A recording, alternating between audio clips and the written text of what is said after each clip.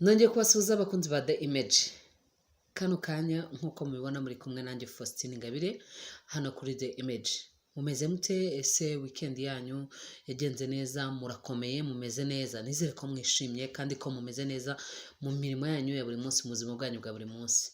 Niba utarakora subscribe kuri YouTube channel ya Faustin na Sandrine yitwa The Image, waracikanywe cyane. Hari ibintu byinshi tugutegurira, hari byinshi duteganya kukugezaho, ukaba rero ubu kano kanya urimo uracikwa. Ese niki wifuza ko twakugezaho? Icyo ngicyo tukirebera muri comments yawe kuri izi video zacu. Ese iyi video hari icyo yakwigishije? Tubibwirwa nuko wayishangije inshuti zawe ukoze kuri share. Kandi niba wifuza ko video zose tugutegurira zajya zikugeraho, zikakugeraho kandi mbere y'abandi bose, nuko wakwanda kuri ako kantu kameze nk'akazogera kari iruhande rw'ijambo subscribed. Ukabona iyo wakoze subscription gusa cyangwa se iyo wakoze kuri subscribe niho honyine ukabona. Uyu mwanya rero ntizimbye mu magambo, ntatinze mu magambo, mugiye kuganira nanjye Faustine, tukaba tugiye kuganira ku ngingo y'ababyeyi, ireba ababyeyi muri rusange, yaba ari ababyeyi b'abapapa, yaba ari ababyeyi b'abamama, ariko akaba ari ingingo ireba ababyeyi. Tugiye kurebera hamwe uburyo umuntu yarera umwana we akaba umwana muzima, nubwo umuntu ararera agatanga indero hanyuma Imana nayo igashyiraho akayo, niko twavuga. Ariko mu by'ukuri ntabwo warekera aho ngaho ngo ujugunye aho ngaho ngo kubera yuko ngo umwana wawe uteganya ko Imana ariyo izamukurereraho. Icyo Imana yabaduhereye kandi icyo cyatumye Imana itugira ababyeyi ni ukugira ngo abana bacu tubashe kubayobora inzira nziza. Uyu munsi rero tugiye kuganira ku buryo umubyeyi yarera umwana we akazavamo umwana muzima. Kera twabayeho dukura batubwira ngo inkoni ivuna igufa ntivura ingeso. Siko bimeze? Kandi ni nabyo koko.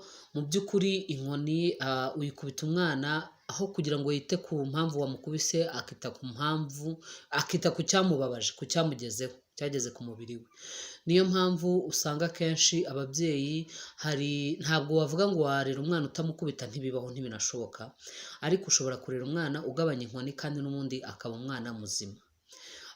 Ikindi, hari ukuntu umubyeyi akubita bitewe n'ikosa umwana yakoze, ukamukubitana umujinya, noneho ukaba ushobora kwibagirwa yuko uri kumuhanira ikosa yakoze, ariko mu by'ukuri bikarangira icyo umuhaniye umwana we ubwe atacyumvise. Rega ikibazo ntabwo aba ari umubyeyi, ikibazo aba ari umwana.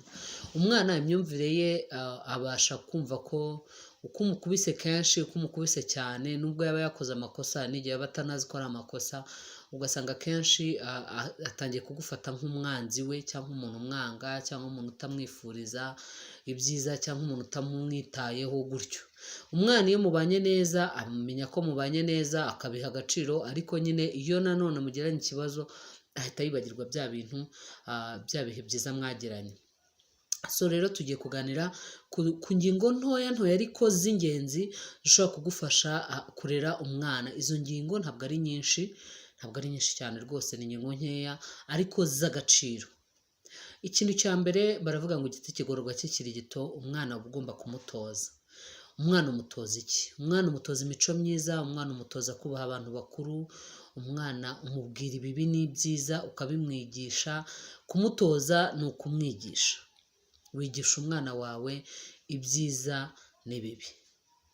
Hanyuma igikurikiraho ni ukubimufashamo, ukamufasha nyine kubimenya n'uburyo bwo kubikora, ni ukuvuga ngo nawe ubwawe urabikora. Icya gatatu, uramumenyereza. Umumenyereza gukora bya bintu, ukagenda ubisubiramo kuko umwana yibagirwa, kugira ngo nyuma yaho mbese ataza kubyibagirwa burundu. Icya kane ni uko iyo byanze uramuhana. Umwana arahanwa. Twebwe twarezwe dukubitwa, ariko ntabwo buri gihe inkoni ari cyo gihano cyonyine, nubwo ntavuga ko bitatugiriye umumaro, ariko burya ubimenya ukuze. Ikindi, nyuma yo kumuhana urongera ukamuganiriza. Muri uko kumutoza rero, reka duhere ku cya mbere cyo kwigisha umwana. Wigisha umwana ingeso nziza, wigisha umwana imyitwarire, wigisha umwana imyifatire, ukabimwigisha nawe ubwawe ubikora. Ni ukuvuga ngo naguha nk'urugero, ugomba kwigisha umwana ko igihe cyose ari kumwe n'abantu bakuru cyangwa se ari ahantu hari abantu bakuru, niba yicaye agomba kubahagurukira. Ko ni akantu koroshye cyane, nta mubyeyi ugipfa kubyigisha abana. Ugomba kwigisha umwana ko igihe cyose ahawe ikintu cyangwa akorewe ikintu cyiza agomba gushimira. Ugomba kwigisha umwana yuko agomba gusuhuza abantu bakuru. Ugomba kwigisha umwana yuko atagomba gutukana. Uvuga ngo kumwigisha no kumwereka icyiza n'ikibi. Uko ugenda ubimwigisha bitandukanye, mu buryo butandukanye, ku minsi itandukanye, hari igihe ushobora kumubwira byinshi umwana ntabimenye. Akaba ariyo mpamvu akenshi ababyeyi tuba tugomba gukora ibintu, kwigisha abana bacu ibintu natwe ubwacu dukora. Nicyo kintu gikomeye kirimo. Ngo nimba wowe uri kumwe n'umusaza ukaba udashobora kumuhagurukira aho bibaye ngombwa kumuhagurukira, utekereza ko icyo kintu uzakigisha umwana ngo ajye ahagurukira abantu bakuru, ngo aguhagurukire? Oya, arakubwira ati nagutanze hano, ninjye wageze hano mbere. Yakubwiye ngo ninjye wageze hano mbere, cyangwa ninjye wicaye hano mbere, cyangwa uyu mwanya wari uwanjye, agahaguruka akajya nko hanze, yagaruka mu nzu agasanga waje urahicara, akakubwira ati hano hari ahanjye. Adashobora kumenya yuko nyine umwana yimukira umuntu mukuru. Ari naho nyine abana b'iki gihe abenshi usanga bigoye ko bubaha abantu bakuru, usanga bigoye ko bumvira abantu bakuru, kubera ko ntabwo baba bazi nyine agaciro k'imyaka, ntabwo baba bazi agaciro ko kuba umuntu ari mukuru kuri bo. So rero icyo ni kimwe. Ikindi cya kabiri ni ukumumenyereza cyangwa se ni ukumutoza. Wowe umutoza ubikora nk'uko nabivuze. Urabikora ukabishyira mu bikorwa. Nimba wenda ari nko gushimira, niba umwana agukoreye ikintu cyiza nawe ubwawe ukamushimira. Ese kuki ababyeyi tutazi ko tugomba gushimira abana cyangwa kubasaba imbabazi? Uzi ko ababyeyi bazi ko badashobora gusaba abana babo imbabazi? Hari igihe uhohotera umwana cyangwa se umurenganya ukamuhanira nk'ikosa.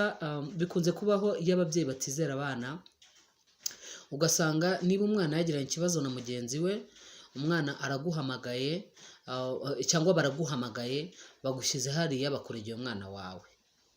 Umwana wawe aridefana. Njye nabaha nk'urugero rw'ibintu byigeze kumbaho. Umwana wanjye yigeze kuba ari ku ishuri arwana n'abandi bana, arwanye n'abandi bana, umwarimu aramukubita. Arwana n'undi mwana, umwarimu aramukubita. Nyuma yaho umwarimu aza kumuhamagara arambwira ati umwana wawe yarwanye n'undi mwana. Ubwo rero ndangije ndamuhana, ndangije nicaza umwana, ndamwana ese byagenze gute? Ati oya, ntabwo nahise mwicaza, ahubwo narabyumvise nyine tutarajya kurya, ngiye kumwuhagira mbona afite igisebe hano mu rubavu. Ndaramwana ese wabaye iki? Ngo n'undi mwana wankubise. Ntabwo nihutiye kumubaza ngo n'undi mwana wagukubise gutyo. Noneho nyuma aho nibwo nabitekerejeho, twicaye tumaze kurya, ndamwana ko mwarimu yandegeye, komensi yandegeye yuko warwanye, byagenze gute? Ati ntabwo ari ngewe wiyenje. Ntibyagenze gute? Kuki wakubise undi mwana? Arambwira ati nyine ati nanjye niwe wambanje. Ndamwara kuki utabibwiye Messi? Arambwira ngo nabyibagiwe. Ndamwana ese ngo none se ngo ngiye ko yari amaze kunca igisebe. Noneho ndangije ngarura ubwenge nsanga burya dukwiye kujya twizera ibyo abana sinavuga ngo wakwizera ibyo umwana akubwira 100%, ariko nawe ubwawe wakagombye kuba uzi imiterere y'umwana wawe n'imyitwarire y'umwana wawe. Noneho bigatuma uvuga uti hano aravuga ukuri cyangwa arabeshya, kuko abana barabeshya, ibyo turabizi.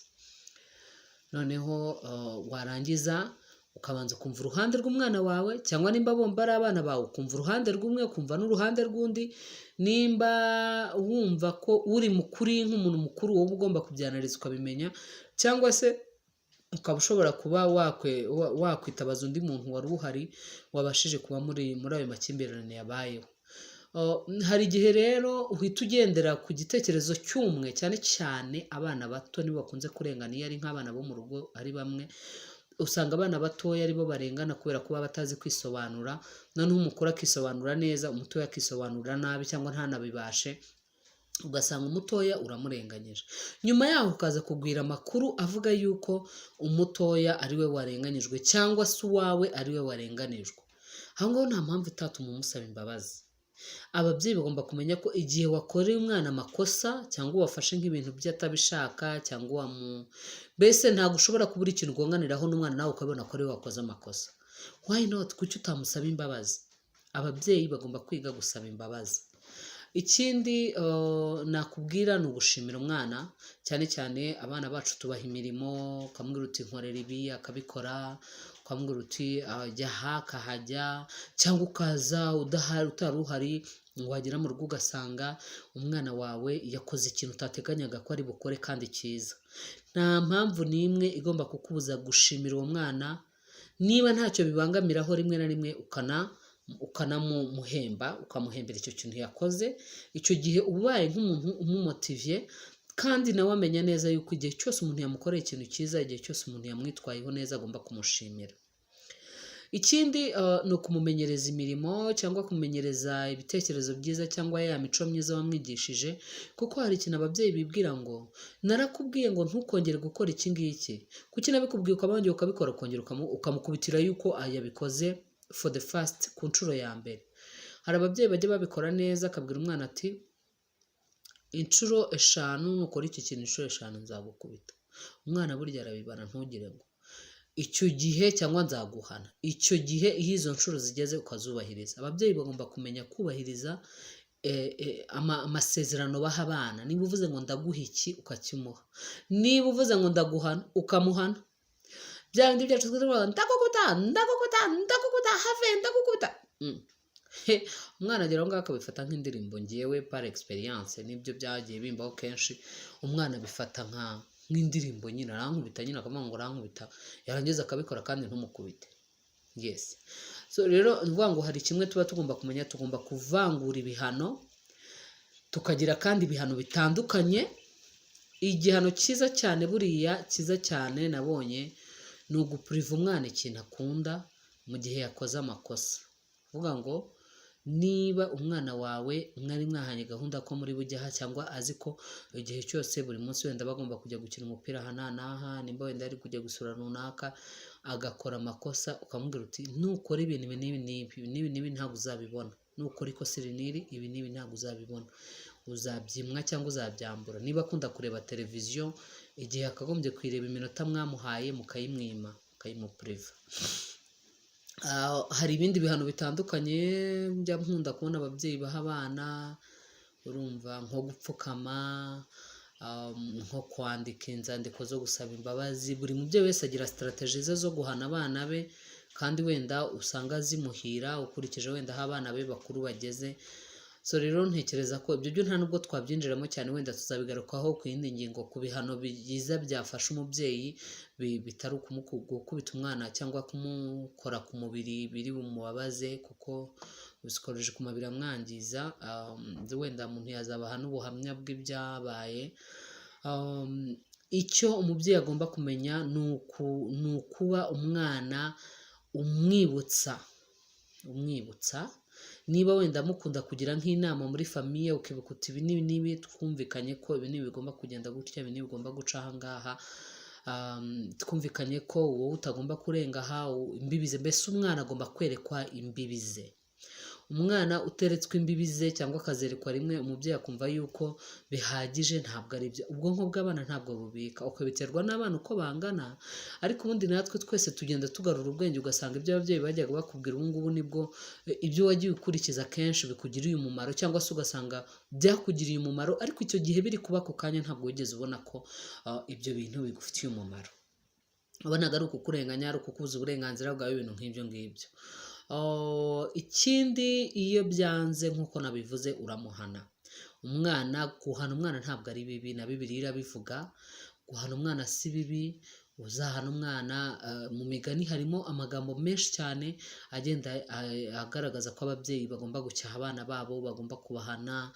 Mu by'ukuri twe nuko ikibazo gitangaje ni uko twareze ariko turerwa.